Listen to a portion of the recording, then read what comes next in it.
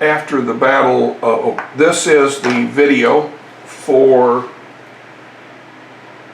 Wednesday, the 23rd of September. After the Battle of Brandywine and Saratoga, the Congress was notified that France had signed a treaty to participate on behalf of the Americans.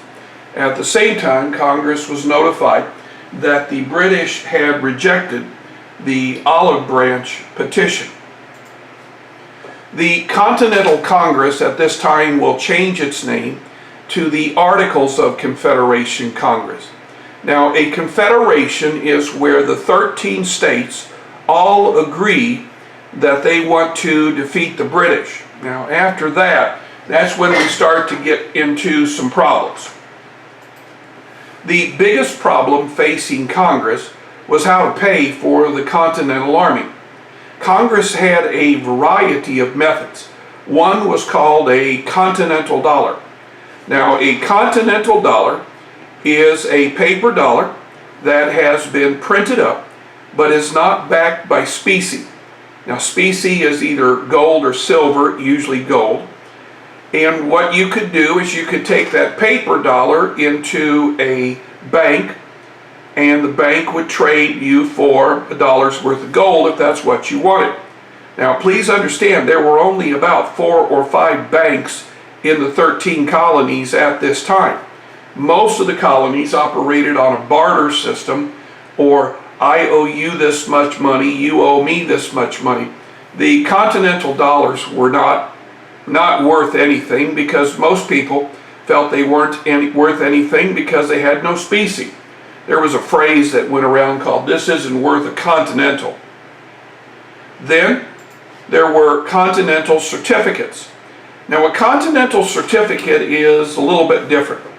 A Continental certificate is where you take some gold and you go to a government agent and you give the government agent, let's say, $10,000 in gold.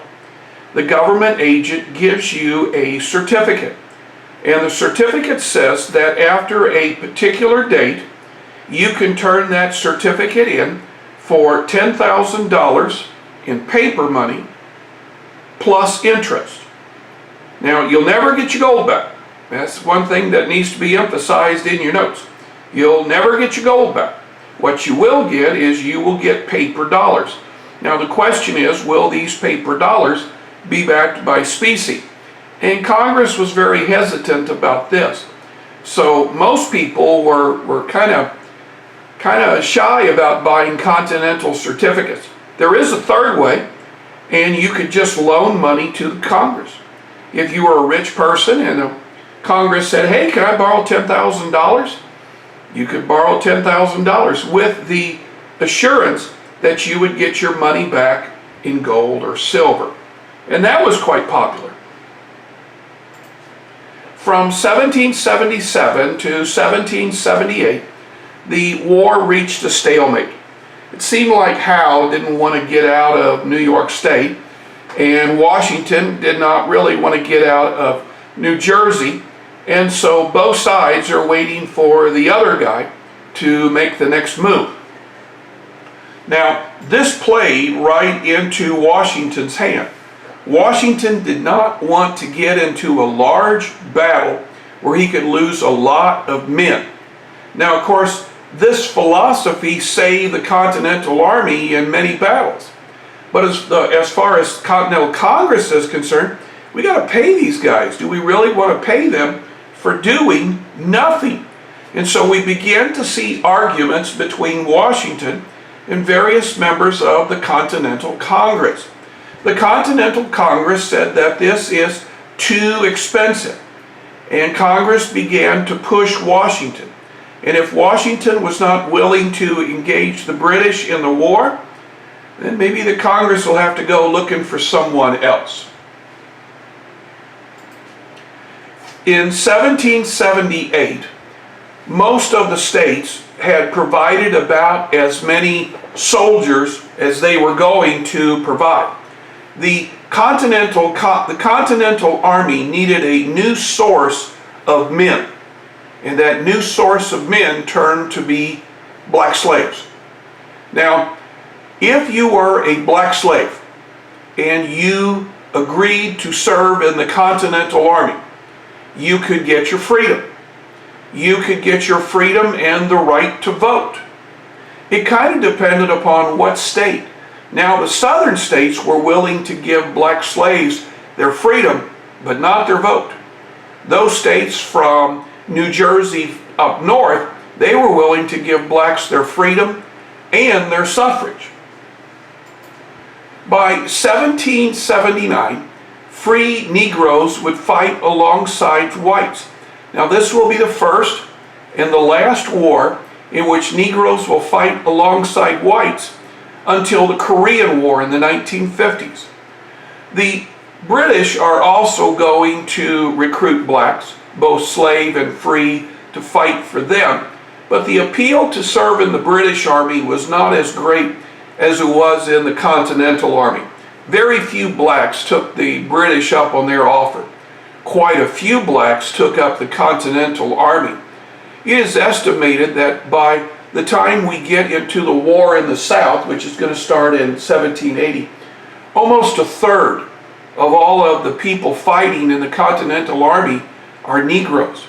We could not have won the American Revolution had it not been for Negroes fighting in the Continental Army. That's one of the things this video is going to talk about at great length. Now, of course, we'll have to skip over it. Women. Women are also going to participate in the war. Now, women were good at gaining intelligence, what we would call spies. Women could come and go and pretty much not arouse suspicion by anybody. And women could pass on this information because most of the time they were never searched. Women could serve on the battle line as somebody to bring water to gun crews or to help bring men back to the site, the place where they could be cared for. Women could care for men as nurses. But this will be the last war in which women will be allowed to become nurses until we get to the Civil War. There are a few instances when women will actually participate disguised as men to fight for the Continental Army. Next, we're going to look at the sad case of Benedict Arnold. Now, Benedict Arnold had been a hero at the Battle of Saratoga. He had been wounded badly, and once the British had left Philadelphia, Arnold is declared the military leader of Philadelphia. Now, it is at this time that he marries his wife. Now, his wife was a Tory, and this did not sit well with members of Congress. They felt that she was spying on Arnold, and Arnold was not trusted. Now, because of his exploits, Arnold should have been a major general. That's 2 stars. But Arnold was only a brigadier general, and he had been passed over several times for command to get that 2nd star. Some say it was because Arnold was a pain in the neck. He did have a rather caustic personality. Others say he didn't get it because of his wife. In 1779, Arnold will be given command of West Point and its garrison by George Washington. Now, West Point sits at a bend in the Hudson River, and you cannot go around this bend if the people of West Point don't want you to. Arnold will have a chain with logs strung across the Hudson River to slow down people even more. It is at this time that the British will approach Arnold to give them the plans for West Point. Arnold will not only give them the plans for West Point, but he will also tell the British when General Washington is coming to pay a visit. And as we approach that date, Arnold will send most of the men on West Point out looking for the British in places Arnold knows they cannot be found. On the day that Washington was to arrive, try this now. On the day that Washington was to arrive, the plot was discovered and Arnold was forced to flee down the Hudson River to the British. Arnold would serve in the British Army for the remainder of the Revolution. We will get to see an Arnold when he fights in the war in the South. Arnold will die soon after the American Revolution. He will die a broken man. There is only one statue to Benedict Arnold in the United States right now, and that is a statue of his foot that had to be amputated at Saratoga. Major Andre had been the go-between between Arnold and the British. Now, Andre had been captured by the Americans. He was in civilian clothes, and when he was captured, he had information which had been destined for Arnold. Because of what had happened to Nathan Hale, George Washington said that Major Andre should be hung. Major Andre requested that he be allowed to be hung in his British uniform, which Washington agreed. Major Andre expressed the desire that his body and coffin be given over to British authorities, which they were, and Andre was hung. Well, the question is, who's this Nathan Hale guy? Nathan Hale had been a school teacher in Connecticut, and as a school teacher, he was able to go from location to location to location.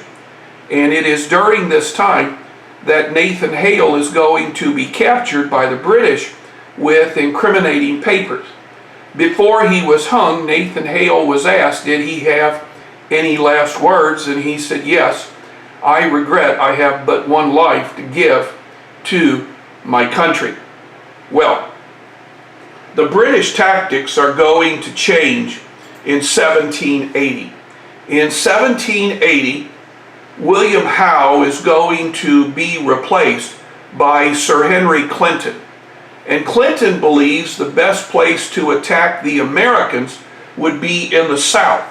The southern states have more loyalists than any other states in our Union. Clinton is going to take his army by sea, and he's going to land first in Charleston, South Carolina, and later Savannah, Georgia. He is going to defeat the Americans both times. Clinton will then get on the boat with half of the men, and they will sail back to New York City. And the plan is that Clinton is going to then leave from New York City and head south. Now, Clinton's second in command was George Cornwallis. Cornwallis is going to start in Charleston and Savannah and work his way north. And the hope is that somewhere in Virginia or Maryland, Clinton and Cornwallis's armies would meet, Washington would be in between, and the war would finally be over. The Continental Congress is going to make a change, though. The Continental Congress is going to keep Washington as overall commander, but they're going to take Washington's army and give it to Horatio Gates. Now, of course, Horatio Gates had won against the British at Saratoga.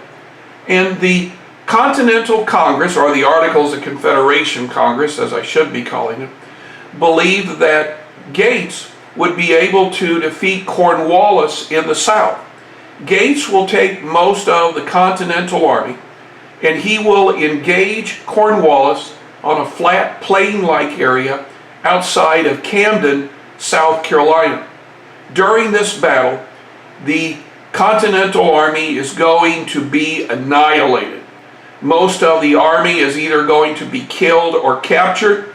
It is sad to say that Gates ran away from the battle and left his men pretty much to fend on their own.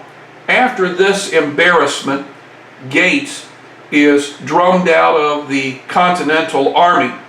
But can the Continental Army recover from this disaster at Camden? Now, this next slide talks about the Battle of Camden, and this is where we're going to end for today.